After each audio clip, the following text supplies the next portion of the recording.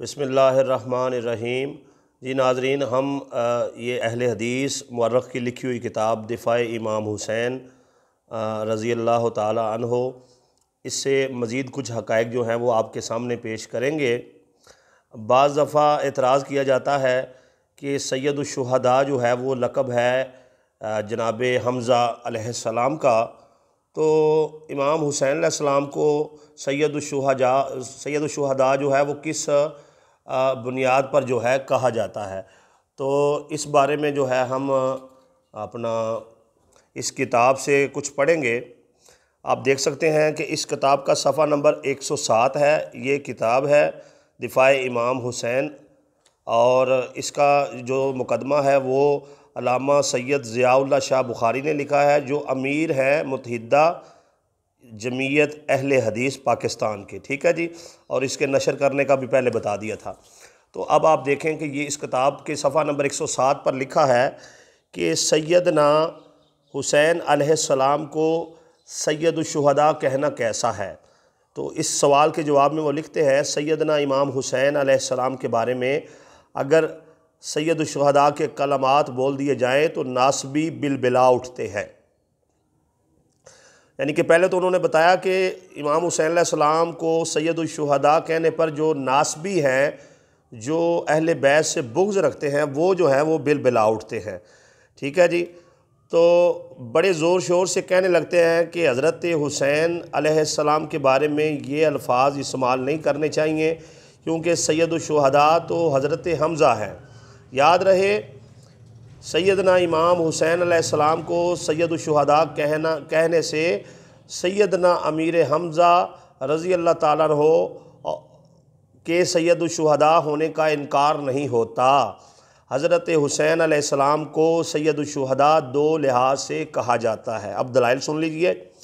نبی کریم صلی اللہ علیہ وآلہ وسلم نے فرمایا کہ حمزہ بن عبد المطلب شہداء کے سردار ہیں، اور وہ شخص بھی شہداء کا سردار ہوگا جو ظالم حکمران کے سامنے کھڑا ہوگا اور اس ظالم حکمران کو، آگے بریکٹ میں لکھا ہے، فرائض کی ادائیگی کا حکم دیا اور حرام امور سے منع کیا، جس کے نتیجے میں اس ظالم حاکم نے اسے شہید کر دیا۔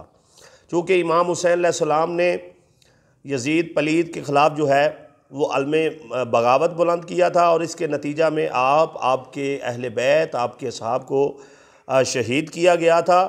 تو ایک تو یہ وجہ ہے آپ کو سید الشہداء کہنے کی، اور آپ خالصتاً چونکہ قربتاً الی اللہ اٹھے تھے اور اللہ کی رضا کے لیے اٹھے تھے، اور آپ کا مقصد صرف امت کی اصلاح تھا، ایک اس وجہ سے امام حسین علیہ السلام کو جو ہے وہ سید الشہداء کہا جاتا ہے۔ اب دوسری دلیل بھی اسی اہل حدیث کی کتاب سے سن لیجئے۔ وہ کہتے ہیں کہ آپ صلی اللہ علیہ وآلہ وسلم نے فرمایا کہ حضرت حسن اور حسین جنت کے جوانوں کے سردار ہیں۔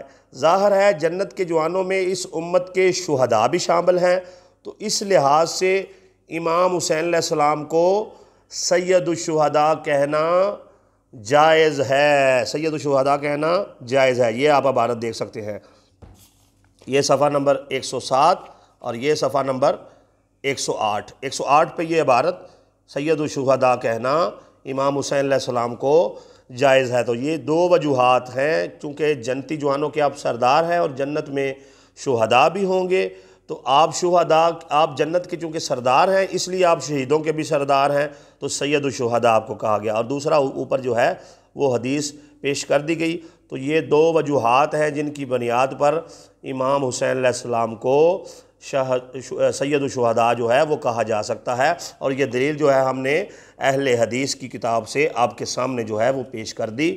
یہ ہے حقیقی مسلک اہل حدیث، اور جو اس کے متضاد عقیدہ رکھتا ہے یقیناً وہ ناسبی اور خارجی ہے۔ جو سلف و صالحین کے عقیدے پر ہے وہ سید الشہداء کہنے پر کوئی اعتراض نہیں کرے گا، یہ علیہ السلام کہنے پر کوئی اعتراض نہیں کرے گا، اور امام کہنے پر کوئی اعتراض نہیں کرے گا۔